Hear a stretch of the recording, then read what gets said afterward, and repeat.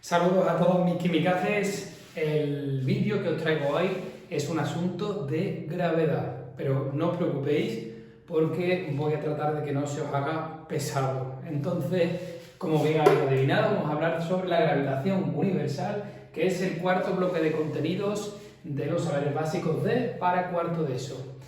El vídeo de hoy no es de cálculo, será como hemos hecho en otros vídeos, una introducción teórica sobre el tema. Así que vamos a coger papel, lápiz para anotar en nuestro cuaderno todas aquellas anotaciones que nos consideremos importantes. Comenzamos el vídeo.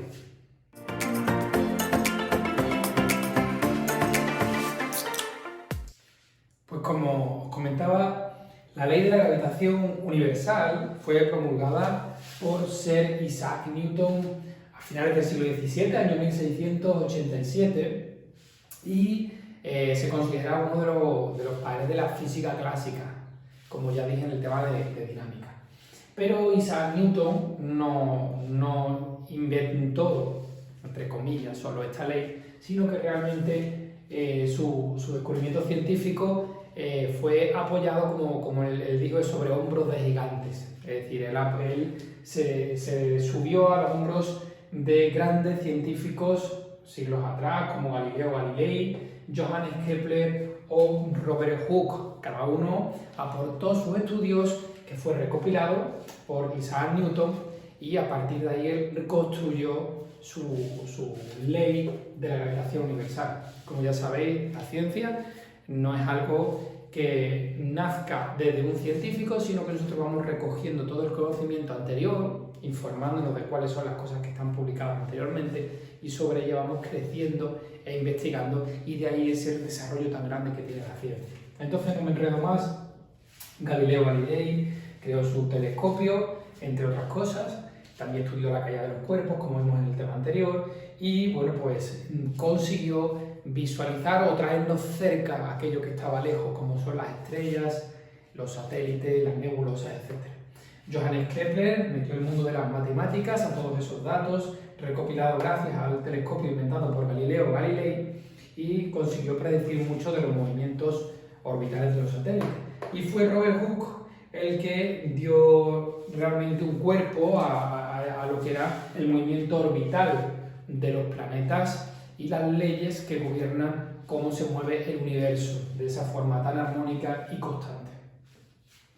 Vimos que años más tarde el excelente científico Albert Einstein, a principios del siglo XX, creó su teoría de la relatividad general, en el que da una cosmovisión un poco más avanzada a todo este tipo de cosas. Pero en definitiva, todavía la ley de la gravitación universal nos permite conocer cómo funciona un poco el universo, y tiene aplicaciones muy interesantes, como por ejemplo llevarnos a la Luna, el llevar a nosotros como seres humanos a la Luna, incluso poner un telescopio o una sonda espacial en Marte, o poner todos esos satélites artificiales que nos rodean, de los que hablaremos dentro de un momentito. ¿De acuerdo?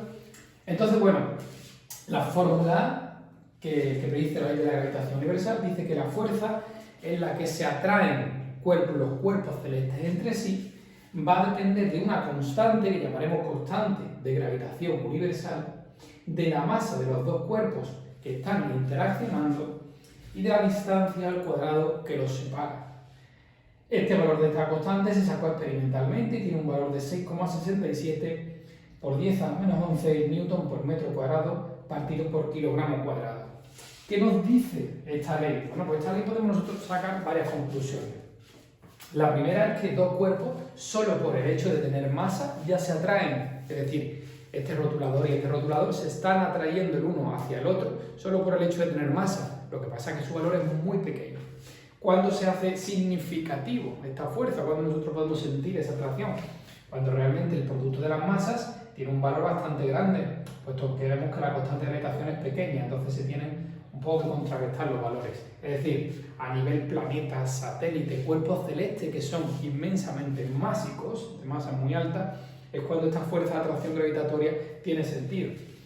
Y a distancias tremendamente grandes que se encuentran en los planetas, ¿de acuerdo? Entonces, esa fórmula, como bien digo, se puede aplicar si yo tengo la Tierra y su satélite, es decir, la Luna, Pues nosotros, la Tierra siente una atracción de la Luna y la Luna siente una atracción de la Tierra, de forma que ambas se mantienen siempre unidas a una determinada distancia. Evidentemente no colisionan, no chocan una con otra, porque el movimiento propio de la Luna sobre la Tierra pues hace que se mantenga siempre a una distancia constante, ¿de acuerdo?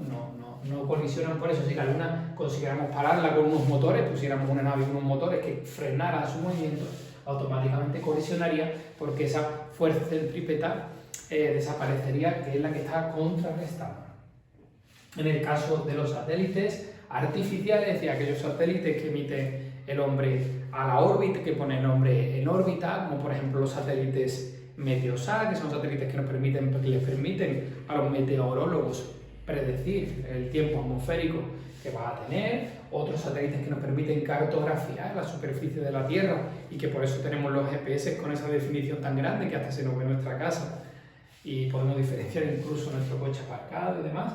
Pues todo ese tipo de satélites pueden ser explicados mediante esta fórmula de la gravitación universal. Nosotros tenemos que la fuerza con la que se atrae el satélite a la Tierra y viceversa será la constante de gravitación por la masa de la Tierra multiplicado por la masa del satélite, que ya dije que era la multiplicación o producto de los dos cuerpos que se están atrayendo entre sí, dividido entre el radio de la Tierra más la altura a la que se encuentra el satélite, puesto que esta R es la distancia en la que se separan dos cuerpos.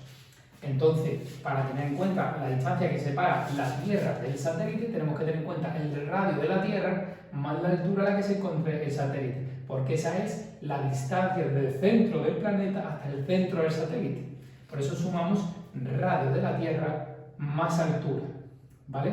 Al cuadrado, porque R, repito, es la distancia en general entre los centros de los cuerpos. Por eso siempre se tienen que tener en cuenta los propios radios de los cuerpos, ¿de acuerdo? Sería algo así como, yo tengo aquí la Tierra, aquí tengo el satélite que lo represento con un puntito, pues habría que sumar este trozo de aquí que se llama radio de la Tierra y este trozo de aquí que se llama altura. La suma de estos dos factores al cuadrado es la distancia entre el satélite real y el centro de la Tierra. Pero que con este dibujito se entienda mejor, es el denominador. Y entonces, por último, este vídeo tan cortito, vamos a relacionar un poco esta ley de la gravitación universal con ese valor de 9,8 metros por segundo cuadrado que dijimos que era el valor de la gravedad, y siempre decía yo que era en la superficie de la Tierra. La gravedad vale 9,8 y hacía mucho hincapié en eso, porque evidentemente ya sabéis que el valor de la gravedad es diferente según nos encontremos en la Luna, en Marte, en Venus, en Júpiter, en función del satélite. ¿Por qué? Porque evidentemente la aceleración con la que un planeta atrae un cuerpo depende mucho de todas estas magnitudes que estamos viendo en la ley de la gravitación universal. Fijaros, si yo cojo la fórmula y la analizo por separado, veo que tengo la constante de gravitación, la masa, en este caso de la Tierra, la masa de un objeto, que puede ser, por ejemplo, este bolígrafo, dividido entre la distancia que separa el centro de la Tierra al bolígrafo. Si suponemos que estamos en la superficie de la Tierra, esa distancia realmente es el radio de la Tierra, es decir, desde el centro hasta la superficie, es un radio, el radio de la Tierra, al cuadrado. Si yo multiplico 6,67 por 10 elevado a menos 11, que es el valor de G, por la masa de la Tierra, que tiene un valor conocido, y lo divido entre el cuadrado del radio de la Tierra, que también tiene un valor conocido, resulta que ese valor me da 9,8. Entonces 9,8 será la primera parte de la ecuación, multiplicada por la masa del objeto. Y de ahí es donde viene que la fuerza-peso tiene un valor de masa por gravedad, M por G, porque G, como ya bien digo, es simplemente el cálculo de esos tres factores. ¿De acuerdo? Así que hacemos un pequeño resumen, como en el caso anterior, y el próximo vídeo comenzaremos a hacer ejercicios en los que pondremos en juego esta fórmula en distintos contextos de la vida cotidiana. Espero que os haya gustado, nos vemos en clase, un saludo.